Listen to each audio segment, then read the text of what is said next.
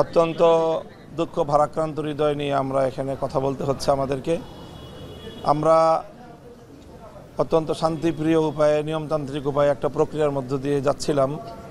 একটা বিষয় বিরোধ আছে বা মতপার্থক্য আছে, সেই মতপার্থক্যটাকে কিভাবে আলোচনার মাধ্যমে সমাধান করা যায় তার সর্বোচ্চ চেষ্টা আমাদের পক্ষ থেকেও ছিল এবং প্রশাসনের সর্বোচ্চ পর্যায় থেকে সেই প্রচেষ্টা অব্যাহত ছিল।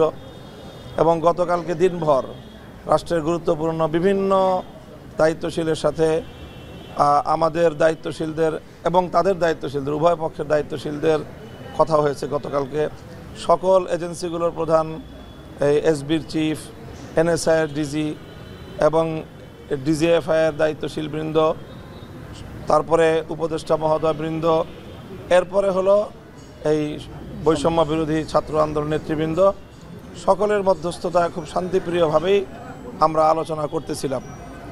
এবং গতকালকে যখন আমরা রাত প্রায় 3টা থেকে এখানে আমরা বৈষম্য বিরোধী ছাত্র আন্দোলন নেতৃবৃন্দের সাথে আমাদের এখানে বৈঠক চলছিল, সেখানে সার্জিস আলম এবং হাসনাত আবদুল্লাহ সহ তারা ছিল। তারা সাতপন্থীদের সাথে আলোচনা করে এসে কিছু প্রস্তাবনা নিয়ে আমাদের এখানে এসেছিল আলোচনা করার জন্য। সেই আলোচনার মধ্যেই তারা জানতে পারলো সামাজিক যোগাযোগ মাধ্যমে যে ওখানে টঙ্গীতে সাতপন্থীরা হামলার প্রস্তুতি নিচ্ছে বা হামলার করছে। এই ধরনের প্রস্তুতির আভাস পেয়েই তারা তখন এখান থেকে ফোনে তাদের দায়িত্বশীলদের সাথে এখানে আমাদের সামনে বসে তারা যোগাযোগ করলো। সার্জিস আলম এবং হাসনাত আবদুল্লাহ উভয় তাদের সাথে কথা বলল এবং স্পেসিফিক নাম সহ আমি বলছি, জনাব ওয়াসিফুল ইসলাম সাহেবের সাথে কথা বলেছে, ওনার ছেলে উসামার সাথে কথা বলেছে, তারপরে আবদুল্লাহ মনসুরের সাথে কথা বলেছে।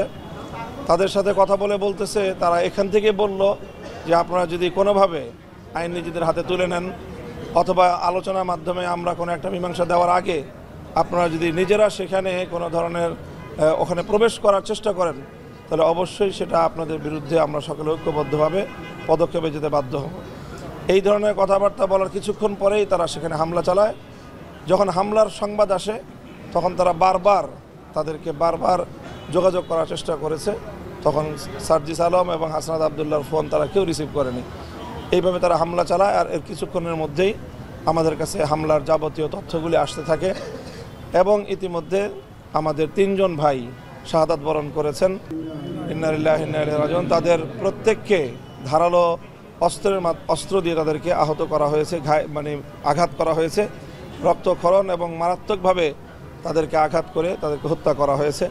আর অসংখ্য অগণিত আমাদের ভাইয়েরা তারা সেখানে আহত হয়েছে, মারাত্মকভাবে ইনজুর্ড হয়েছে। প্রায় অনেকেরই আঘাত বুকের মধ্যে, পেটের মধ্যে ধারালো অস্ত্রের সাহায্যে তারা এই আঘাতগুলো করেছে। অর্থাৎ সম্পূর্ণরূপে এখানে একপক্ষীয়ভাবে হামলা হয়েছে। সন্ত্রাসী কায়দায় সেখানে আমরা এমনও তথ্য পাচ্ছি যে সেখানে তারা পেশাদার হত্যাকারী, পেশাদার খুনি, কিলারদের সহ এই অভিযানটা পরিচালিত হয়েছে। অত্যন্ত দুঃখজনকভাবে আমাদের এই কথা বলতে হয় যে সংবাদ মাধ্যমে অনেকেই সংবাদ প্রচার করছেন যে 2 পক্ষের সংঘর্ষ বা সংঘাত। এটা সম্পূর্ণরূপেই একপক্ষীয় আক্রমণ হয়েছে, হামলা হয়েছে। রাতের অন্ধকারে অতর্কিতে সন্ত্রাসীরা আক্রমণ চালিয়ে তবলিগ ঘুমন্ত এবং সেখানে দায়িত্বরত আমাদের যে সকল তবলিগের সাথী ভাইয়েরা ছিলেন তাদেরকে হত্যা করেছে এবং তাদেরকে আহত করেছে। এই বিষয়টা সংগঠিত হওয়ার পরে স্বাভাবিকভাবেই সারা বাংলাদেশের সকল তবলিগের সাথী এবং লক্ষ লক্ষ ছাত্র জনতার মধ্যে যে ক্ষোভ অগ্নিগর্ভ হয়ে উঠেছে গোটা বাংলাদেশ। আমরা অব্যাহতভাবে সারা দেশে আমাদের ছাত্র জনতাকে এবং তবলিগের সাথীদেরকে, ধর্মপ্রাণ মুসলমানদেরকে আমরা সকলকে ধৈর্য ধারণ করার জন্য নির্দেশনা দিচ্ছি এবং আলহামদুলিল্লাহ আমরা এই পর্যন্ত আমাদের পক্ষ থেকে কেউ কোনো ধরনের উস্কানিমূলক কোনো কার্যকলাপে লিপ্ত হয়নি এবং আমরা আশা করছি যে সারা দেশকে আমরা এখনও পর্যন্ত শান্তিপূর্ণ রাখার ক্ষেত্রে আমাদের ভূমিকা আমরা পালন করতে সক্ষম হয়েছি এবং আমাদের ছাত্র জনতা সকলেই এখনও তারা ধৈর্য ধারণ করে আছে এবং আমরা এখন শুধুমাত্র অপেক্ষায় আছি যে সুনির্দিষ্টভাবে এই ধরনের হামলা এবং হত্যাযজ্ঞের